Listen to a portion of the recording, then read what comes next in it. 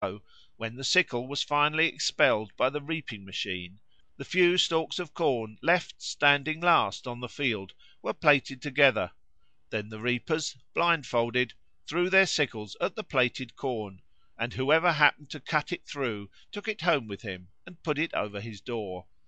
This bunch of corn was called the carli, probably the same word as carlin. Similar customs are observed by Slavonic peoples. Thus in Poland the last sheaf is commonly called the baba, that is, the old woman. In the last sheaf, it is said, sits the baba. The sheaf itself is also called the baba, and is sometimes composed of 12 smaller sheaves lashed together. In some parts of Bohemia the baba, made out of the last sheaf, has the figure of a woman with a great straw hat. It is carried home on the last harvest waggon and delivered, along with a garland, to the farmer by two girls. In binding the sheaves the women strive not to be last, for she who binds the last sheaf will have a child next year. Sometimes the harvesters call out to the woman who binds the last sheaf, "She has the baba," or "She is the baba." In the district of Cracow, when a man binds the last sheaf, they say, "The grandfather is sitting in it." When a woman binds it, they say, "The baba is sitting in it," and the woman herself is wrapped up in the sheaf, so that only her head projects out of it. Thus encased in the sheaf, she is carried on the last harvest waggon to the house, where she is drenched with water by the whole family.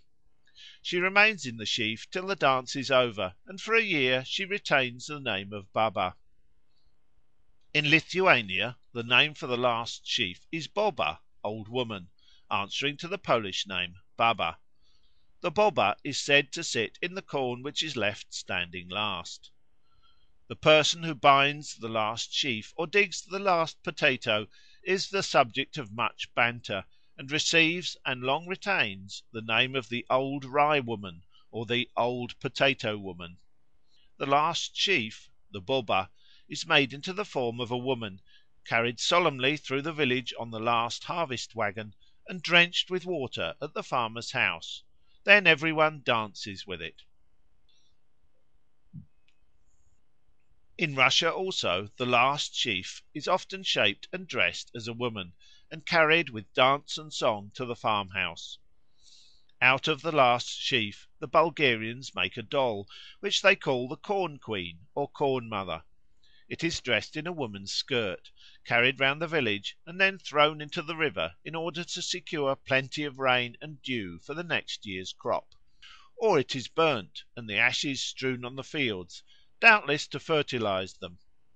The name Queen, as applied to the last sheaf, has its analogies in Central and Northern Europe.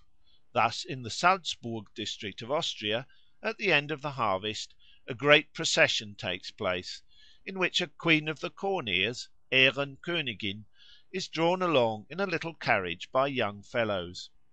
The custom of the Harvest Queen appears to have been common in England.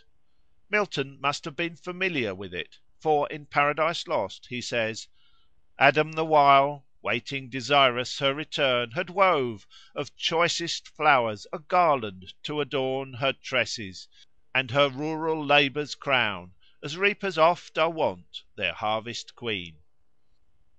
Often customs of this sort are practised, not on the harvest field, but on the threshing floor. The spirit of the corn, fleeing before the reapers as they cut down the ripe grain, quits the reaped corn and takes refuge in the barn, where it appears in the last sheaf threshed, either to perish under the blows of the flail, or to flee thence to the still unthreshed corn of a neighbouring farm. Thus the last corn to be threshed is called the mother corn or the old woman. Sometimes the person who gives the last stroke with the flail is called the Old Woman, and is wrapped in the straw of the last sheaf, or has a bundle of straw fastened on his back. Whether wrapped in the straw or carrying it on his back, he is carted through the village amid general laughter. In some districts of Bavaria, Thüringen, and elsewhere, the man who threshes the last sheaf is said to have the Old Woman or the Old Corn Woman. he is tied up in straw, carried or carted about the village, and set down at last on the dunghill, or taken to the threshing floor of a neighbouring farmer, who has not finished his threshing. In Poland the man who gives the last stroke at threshing is called baba, old woman. He is wrapped in corn and wheeled through the village. Sometimes in Lithuania the last sheaf is not threshed, but is fashioned into female shape and carried to the barn of a neighbour who has not finished his threshing. In some parts of Sweden, when a stranger woman appears on the threshing floor, a flail is put round her body, stalks of corn are wound round her head, a crown of ears is placed on her head, and the threshers call out, "Behold the corn woman!" Here the stranger woman, thus suddenly appearing, is taken to be the corn spirit, who has just been expelled by the flails from the corn stalks. In other cases the farmer's wife represents the corn spirit. Thus in the commune of Saligné (Vendée) the farmer's wife, along with the last sheaf, is tied up in a sheet, placed on a litter, and carried to the threshing machine, under which she is shoved. Then the woman is drawn out and the sheaf is threshed by itself, but the woman is tossed in the sheet, as if she were being winnowed. It would be impossible to express more clearly the identification of the woman with the corn than by this graphic imitation of threshing and winnowing her. In these customs the spirit of the ripe corn is regarded as old, or at least as of mature age. Hence the names of mother, grandmother, old woman, and so forth. But in other cases the corn spirit is conceived as young. Thus at Saldern, near Wolfenbüttel, when the rye has been reaped, 3 sheaves are tied together with a rope so as to make a puppet with the corn ears for a head. This puppet is called the Maiden or the Corn Maiden. Sometimes the corn spirit is conceived as a child who is separated from its mother by the stroke of the sickle. This last appears in the Polish custom of calling out to the man who cuts the last handful of corn, "You have cut the navel string." In some districts of West Prussia the figure made out of the last sheaf is called the bastard, and a boy is wrapped up in it.